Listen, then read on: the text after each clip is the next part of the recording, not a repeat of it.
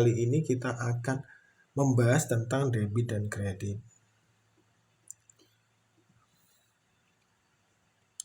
Sebenarnya saya telah banyak membahas tentang debit dan kredit ini pada akun TikTok Akuntansi Indonesia. Monggo teman-teman kalau ingin melihat di follow. TikToknya adalah @akuntansi.idn. Tapi memang kelemahan di TikTok kan kita belajarnya itu video pendek dan vertikal. Maka saya itu lebih suka video yang sifatnya horizontal seperti ini dan juga videonya leluasa, tidak dibatasi waktu, jadi kita bisa menerangkan dengan baik sampai teman-teman benar-benar memahami atau melihat alurnya secara gamblang atau secara clear. Nah, di sini kita melihat apa itu debit kredit. Seperti yang sering saya ucapkan, debit kredit itu bukan tentang penambahan dan tentang pengurangan. Kalau kalian menganggap bahwa debit adalah tambah dan kredit adalah kurang, ini ada salah besar. Tapi apa Mas yang namanya debit kredit itu? Kita ukurannya berada pada sebuah neraca. Kita gambarkan neraca ya, gambar kasar aja. Neraca. Di sini kalau kita melihat neraca, di bagian sebelah kiri itu ada yang namanya harta. Dan di bagian sebelah kanan adalah utang plus modal. Biasanya susunannya seperti ini teman-teman. Harta ini terdiri dari harta operasional dan juga harta yang berupa aset. Nah, di bagian utang plus modal ini yang atas itu namanya utang dan yang bawah biasanya namanya modal. Nanti itemnya apa saja? Itemnya ada banyak. Di sini misalnya ada kas, terus ada bank, ada piutang, ada stok, dan lain sebagainya, tergantung perusahaan masing-masing. Dan di aset biasanya nanti ada tanah, gedung, mobil, mesin. Terus nanti juga ada hal-hal lain seperti misalnya kalian memiliki yang namanya harta berharga yang itu tidak bisa dinilai, yang dinamakan dengan hak cipta atau merek, itu juga bisa dimasukkan. Biasa disebut dengan goodwill kalau hal yang seperti ini. Terus kalau utang ini apa? Utang itu ada utang jangka pendek, bisa berupa utang kepada supplier dan lain sebagainya. Terus ada utang jangka panjang. Bisa utang kerjasama dengan perusahaan lain, bisa utang dengan bank, dan lain sebagainya. Akan tetapi kalau utang jangka pendek itu biasanya dalam 1 tahun. Itu harus sudah selesai. Dan utang jangka panjang biasanya itu sampai lebih dari 1 tahun. Bisa 2 tahun, 3 tahun, 4 tahun, 5 tahun, dan lain sebagainya. Itu adalah utang jangka pendek. Tergantung dari yang namanya perjanjian antar debitur dan kreditur. Terus yang modal ini bisa modal pemilik, bisa yang namanya saham, bisa yang namanya keuntungan. Keuntungan yang didapat dari operasional ini ketika habis dilakukan pengolahan, dikurangi pajak dan ada sisa bersih, dan sisa bersih itu nanti dibagi dengan si pemegang saham dan juga pemilik, maka sisanya akan menjadi modal yang berasal dari keuntungan tersebut. Nah, kembali lagi ke dalam debit dan kredit.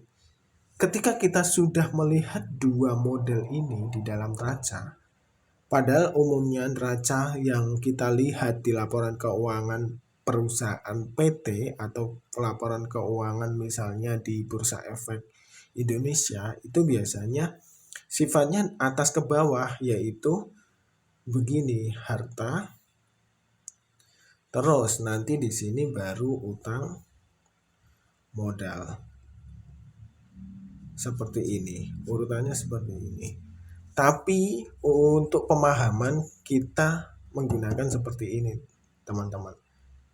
Apakah sama ini dan ini? Isinya sebenarnya sama, cuma cara penulisannya saja yang berbeda. Nah, kembali ke debit dan kredit, kita menuliskan bahwa yang sebelah kiri adalah disebut dengan debit. Dan yang sebelah kanan itu disebut dengan kredit. Seperti ini. Jadi, kalau kita melihat sebuah akun di sini, itu bernama kas misalnya. Kas berarti yang bertambah di dalam kas apa? Yang bertambah di dalam kas adalah debit. Ini bertambah. Yang berkurang apa? Yang berkurang adalah kredit. Berkurang. Seperti itu, teman-teman. Terus kita melihat utang. Utang kan di sebelah kanan atau masuk dalam kredit. Maka di sini ketika kita menyebut debit, maka dia akan mengurangi. Dan ketika kita menyebut kredit, dia akan menambah. Cukup jelas ya. Ini nanti ada hubungannya ketika kita memasukkan ke akun yang lain. Contohnya adalah kita melakukan penjurnalan. Ketika kita tidak mengerti tentang filosofi debit dan kredit ini, maka kita akan sangat kebingungan terkait debit dan kredit tersebut. Karena apa? Misalnya kita mengambil hutang 500 juta. Secara logika, ketika kalian diberi hutang, yang masuk itu apa? Uang 500 juta, berarti itu ada kas masuk. Kita tuliskan di sini ya. Kas masuk.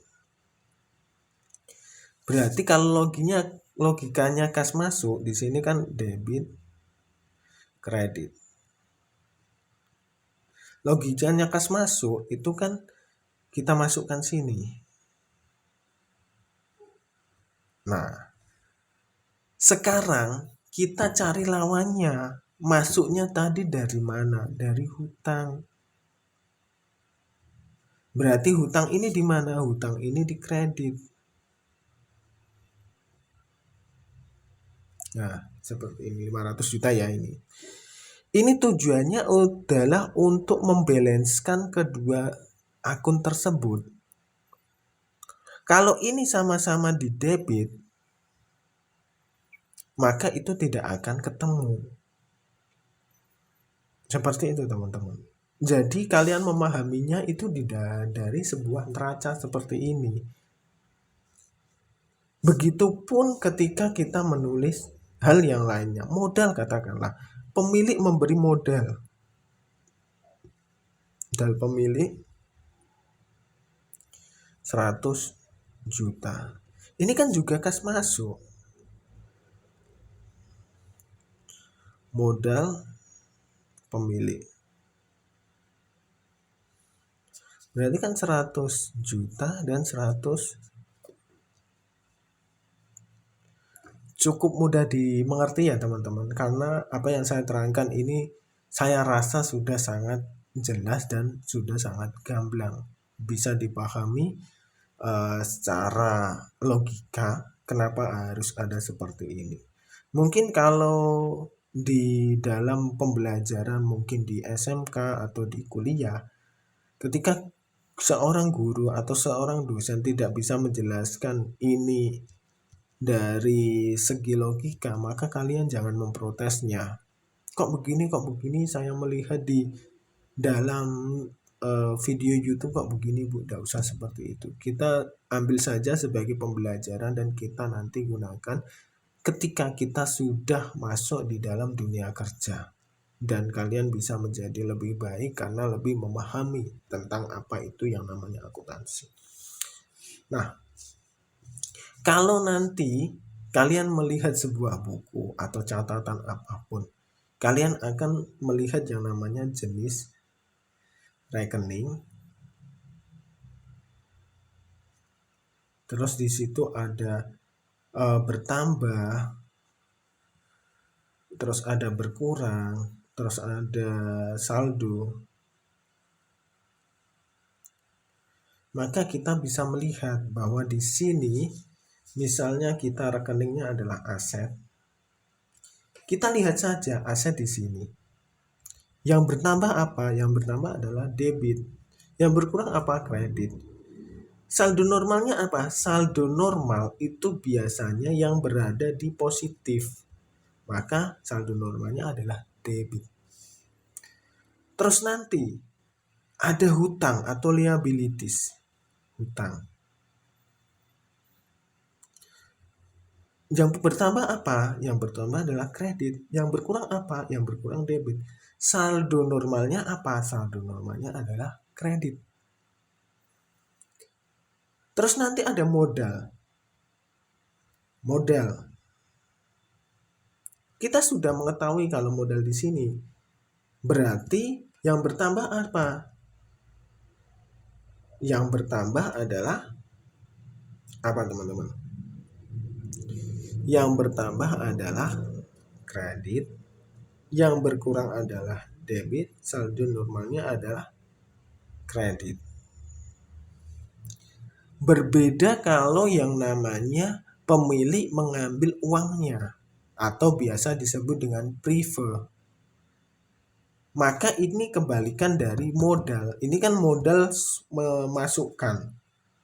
Masuk ya. Nah, kalau prefer itu mengeluarkan. Misalnya prefer. Maka yang bertambah apa? Debit. Tujuannya apa? Kalau ini debit, tujuannya adalah mengurangi yang ada di sini. Nah, lawannya apa? Lawannya adalah kredit. Terus di sini adalah saldonya adalah debit. Karena prefer ini nanti posisinya sama dengan kas. Cukup jelas ya teman-teman. Posisinya adalah sama dengan kas. Jadi dia akan mengurangi dari si modal tersebut. Terus nanti di sini ada lagi yang namanya hal-hal yang terkait dengan misalnya di sini adalah pendapatan atau biaya. Nah, aku mau tanya teman-teman. Kira-kira kalau pendapatan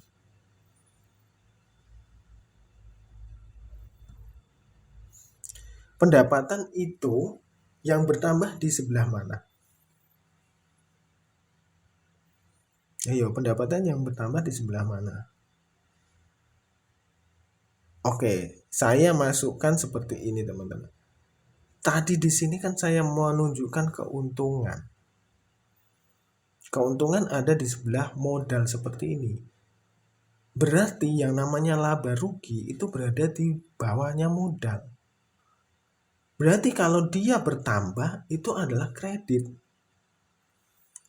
Dan ketika dia berkurang itu adalah debit. Saldo normalnya apa? Saldo normalnya adalah kredit.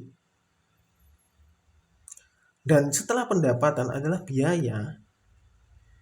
Saldo normalnya apa? Yang bertambah adalah debit dan yang berkurang adalah kredit. dan saldo normalnya adalah debit. Tentu kalian kalau sudah masuk ini nanti akan ada kebingungan tersendiri, tapi jangan khawatir. Kalian tidak usah bingung, tidak usah risau tentang hari ini. Kita contohkan ya teman-teman. Kita sobek aja, kita contohkan di sini. Kita bikin neraca. Ini adalah harta, ini adalah utang plus modal. Kita lihat ini D, ini K. Seorang pemilik memasukkan uang 100 juta ke dalam modal. Berarti akunnya gimana? Akunnya adalah apa? Kas 100 juta dan modal 100 juta. Cukup jelas ya? Kita masukkan. Berarti di sini 100 juta, di sini 100 juta. Belen enggak? Juta, 100 juta. Belen enggak teman-teman? Belen.